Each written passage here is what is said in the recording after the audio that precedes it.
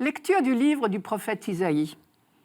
Le Seigneur, mon Dieu, m'a donné le langage des disciples, pour que je puisse, d'une parole, soutenir celui qui est épuisé. Chaque matin, il éveille mon oreille pour qu'en disciple j'écoute. Le Seigneur, mon Dieu, m'a ouvert l'oreille, et moi, je ne me suis pas révoltée, je ne me suis pas dérobée. J'ai présenté mon dos à ceux qui me frappaient, et mes joues à ceux qui m'arrachaient la barbe. Je n'ai pas caché ma face devant les outrages et les crachats. Le Seigneur Dieu vient à mon secours. C'est pourquoi je ne suis pas atteint par les outrages. C'est pourquoi j'ai rendu ma face dure comme pierre. Je sais que je ne serai pas confondu. Isaïe ne pensait certainement pas à Jésus-Christ quand il a écrit ce texte, probablement au VIe siècle avant notre ère, pendant l'exil à Babylone. Je m'explique. Parce que son peuple est en exil, dans des conditions très dures, et qu'il pourrait bien se laisser aller au découragement, Isaïe lui rappelle qu'il est toujours le serviteur de Dieu, et que Dieu compte sur lui, son serviteur, son peuple, pour faire aboutir son projet de salut pour l'humanité. Car le peuple d'Israël est bien ce serviteur de Dieu, nourri chaque matin par la parole, mais aussi persécuté en raison de sa foi, justement, et résistant malgré tout à toutes les épreuves. Dans ce texte, Isaïe nous décrit bien la relation extraordinaire qui unit le serviteur Israël à son Dieu. Sa principale caractéristique, c'est l'écoute de la parole de Dieu, l'oreille ouverte, comme dit Isaïe. Écouter, c'est un mot qui a un sens bien particulier dans la Bible. Cela veut dire faire confiance. On a pris l'habitude d'opposer ces deux attitudes types entre lesquelles nos vies oscillent sans cesse. Confiance à l'égard de Dieu, abandon serein à sa volonté, parce qu'on sait d'expérience que sa volonté n'est que bonne. Ou bien méfiance, soupçon porté sur les intentions de Dieu, et même révolte devant les épreuves. Révolte qui peut nous amener à croire qu'il nous a abandonnés, ou pire, qu'il pourrait trouver une satisfaction dans nos souffrances. Les prophètes, les uns après les autres, redisent « Écoute Israël » ou bien « Aujourd'hui, écouterez-vous la parole de Dieu » et dans leur bouche, la recommandation « Écoutez » veut toujours dire « Faites confiance à Dieu, quoi qu'il arrive ». Et saint Paul dira pourquoi ? Parce que Dieu fait tout concourir au bien de ceux qui l'aiment, c'est-à-dire qui lui font confiance. C'est dans la lettre aux Romains, chapitre 8. De tout mal, de toute difficulté, de toute épreuve, Dieu fait surgir du bien. À toute haine, il oppose un amour plus fort encore.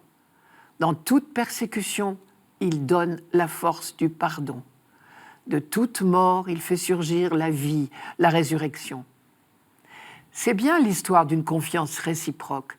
Dieu fait confiance à son serviteur. Il lui confie une mission. En retour, le serviteur accepte la mission avec confiance. Et c'est cette confiance même qui lui donne la force nécessaire pour tenir bon, jusque dans les oppositions qu'il rencontrera inévitablement. Ici, la mission est celle de témoin. Je cite, « Pour que je puisse soutenir celui qui est épuisé », dit le serviteur. En confiant cette mission, le Seigneur donne la force nécessaire. Il donne le langage nécessaire. Je cite encore, « Le Seigneur, mon Dieu, m'a donné le langage des disciples. » Et mieux, il nourrit lui-même cette confiance qui est la source de toutes les audaces au service des autres. « Le Seigneur, mon Dieu, m'a ouvert l'oreille. » Ce qui veut dire que l'écoute, au sens biblique, la confiance, elle-même, est don de Dieu. Tout est cadeau. La mission et aussi la force et aussi la confiance qui rendent inébranlable. C'est justement la caractéristique du croyant de tout reconnaître comme don de Dieu. Et celui qui vit dans ce don permanent de la force de Dieu peut tout affronter. Je cite encore, « Je ne me suis pas révolté, je ne me suis pas dérobé. » La fidélité à la mission confiée implique inévitablement la persécution. Les vrais prophètes, c'est-à-dire ceux qui parlent réellement au nom de Dieu, sont rarement appréciés de leur vivant. Concrètement, Isaïe dit à ses contemporains « Tenez bon, le Seigneur ne vous a pas abandonné, au contraire, vous êtes en mission pour lui. Alors, ne vous étonnez pas d'être maltraité. » Pourquoi ?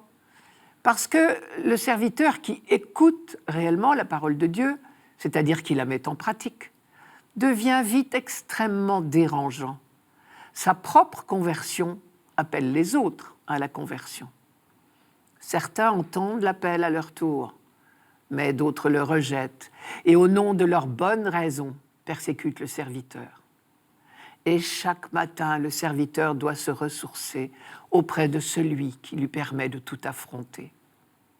Et là, Isaïe emploie une expression un peu curieuse en français, mais habituelle en hébreu. Je la donne. « J'ai rendu ma face dure comme pierre ». Elle exprime la résolution et le courage. En français, on dit quelquefois « avoir le visage défait ».